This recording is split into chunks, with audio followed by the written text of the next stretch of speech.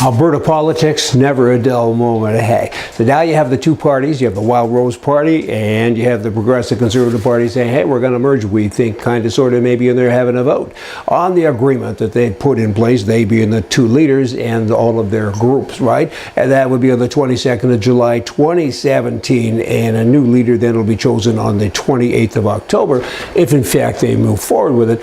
And you know what? It gives me a headache. It truly does. I mean, I get the concept. And that is, let's not split votes and let's get rid of the NDP. I mean, we all understand that, but are you doing it the right way? I mean, what is the difference, and so on and so forth. Mr. Kenney now has gone on to say this: if this agreement is ratified, this is not the end of a proud legacy, but instead is it is a fresh start and a new beginning, and a chance to renew a political family which has been divided for the past decade. They haven't been divided, they've actually been divorced, and they want them to marry again. I don't know that anybody's had any counseling or anything else, but whatever, he wants it to happen.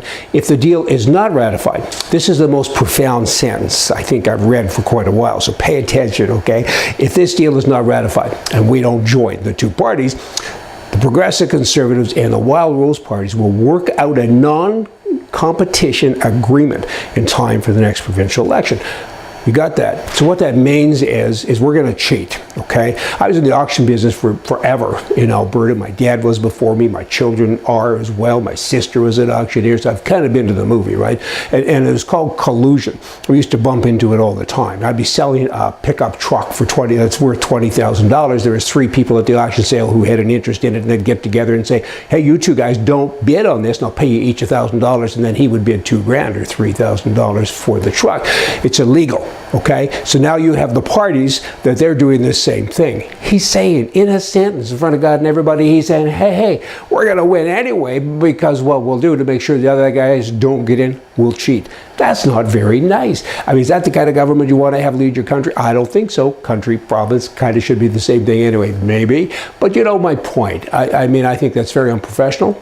Kind of makes me uneasy, because you need to have free things going on. I mean, I'm looking for the right words. Free enterprise does come to mind, but you know what? You need somebody who can make this happen. You got to win, and Right for Alberta will do that. And these other parties make me nervous. They're getting back together. The divorce is kind of still going on. None of their kids still like each other, and they say, let's get back together just so we can go and have a family reunion.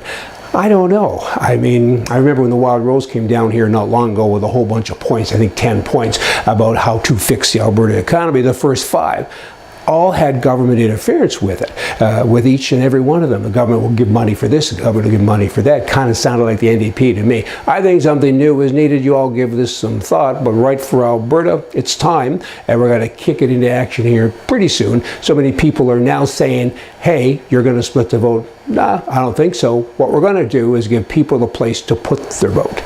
See ya.